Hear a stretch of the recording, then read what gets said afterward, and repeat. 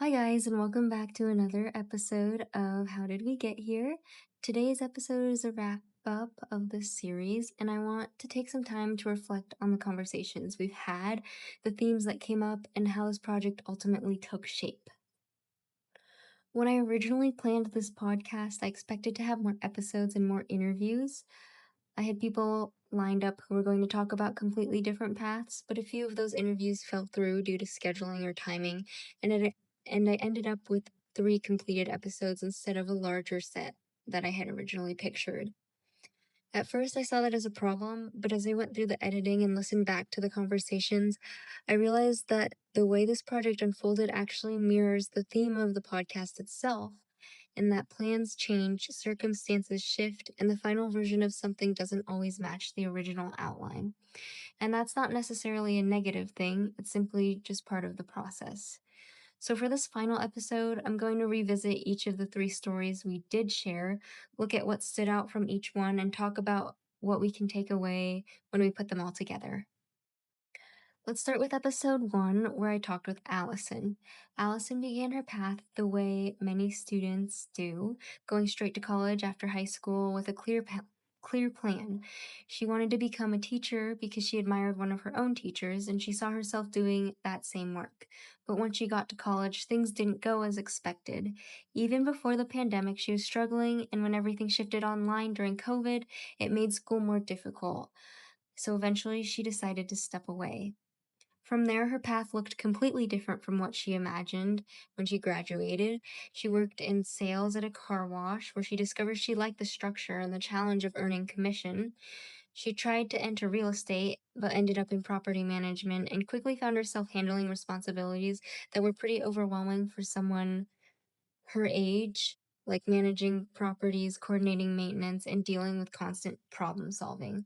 So, after reaching a point where the job was more stressful than sustainable, she stepped back again and moved into work that gave her more flexibility, like nannying and cleaning houses.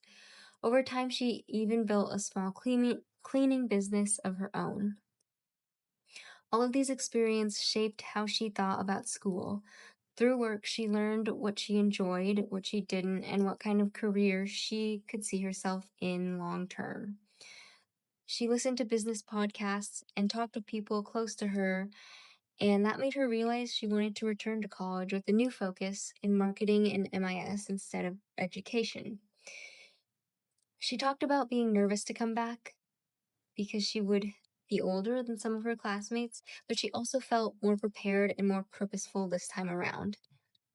So Allison's story highlights that sometimes stepping away from school gives you the space to figure out what you actually want.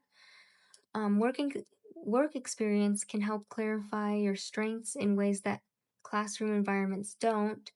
Returning to school later is not a setback. It often leads to a better fit, and educational paths don't have to happen on a strict timeline to be meaningful. Moving into episode 2, I talked with Brooke, and Brooke's path started off with a lot of external expectations. College was always presented as the next step, so she enrolled at a community college and chose psychology with the goal of becoming a child therapist. And financially, it made sense to start there before transferring. But life changed for her, and she had to move out of her home and take on 2 jobs along with managing her own expenses. And under those circumstances, with trying to balance college and having 2 jobs, it was overwhelming and it wasn't realistic for her. So she decided to leave school after her first semester. The months after leaving college weren't simple for her. She was staying with friends and working long hours and trying to stabilize things. She described feeling uncertain about where she was headed, but she also felt a sense of relief from not having school on top of everything else.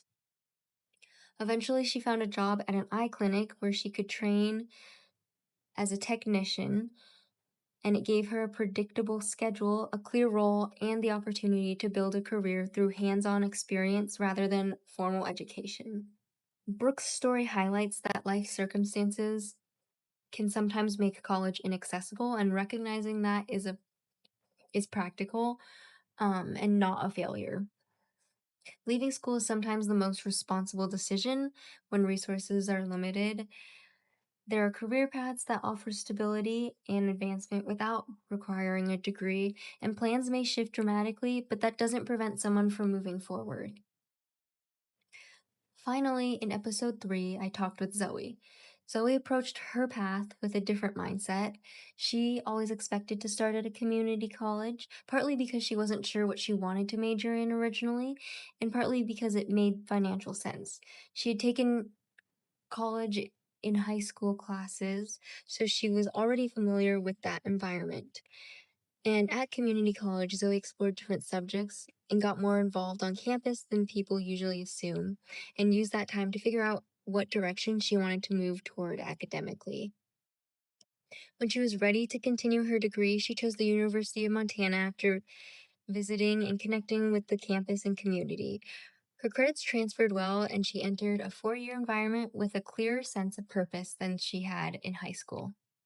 She also talked about the differences between community college and university life, including class size, campus culture, and the social adjustment that comes with moving away from home, and how experiencing both gave her a broader college experience overall.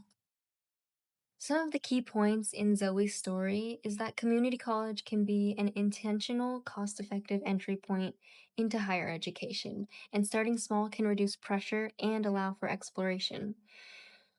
It also highlights that transferring is a valid and efficient way to complete a degree, along with that the college experience can be made of multiple environments and not just one campus.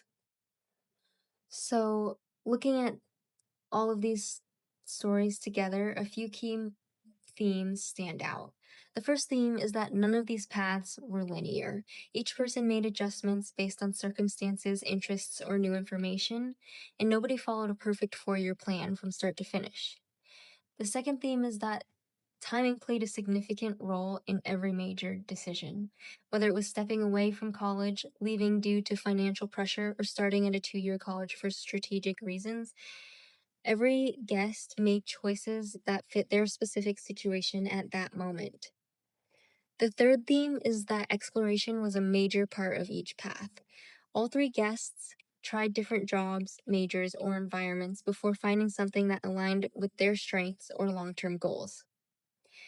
And the fourth theme is that the traditional path is not the only legitimate one. Some people return to school later, and then some people don't ever return. Some transfer, and some complete their degree in a different order than expected. However, all of these approaches are valid and they all lead somewhere. Something I found interesting while working on this project was realizing how the process of making it reflected the same ideas we were talking about. Some interviews didn't happen, plans changed, timelines shifted. There were moments where I had to adjust what the series would look like. But instead of viewing those changes as obstacles, I started to see them as part of the story. The final product doesn't need to match the original plan perfectly to still communicate something meaningful. As I wrap up the series, here are a few main ideas that stood out to me. People's lives don't move in straight, predictable lines. Decisions are shaped by timing, resources, and personal circumstances, not just goals. Changing is common, whether that means leaving school, returning later, transferring, or pursuing work experience instead. There is more than one way to build stability, education, or a career. And progress is not defined by speed, it's defined by fit, growth, and sustainability.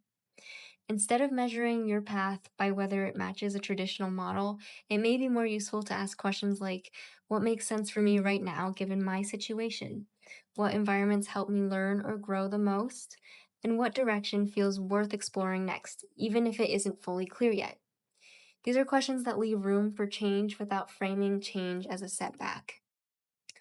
Finally, thank you for listening to How Did We Get Here? And thank you again to Allison, Brooke, and Zoe for sharing their experiences and speaking openly about the decisions they made and why they made them.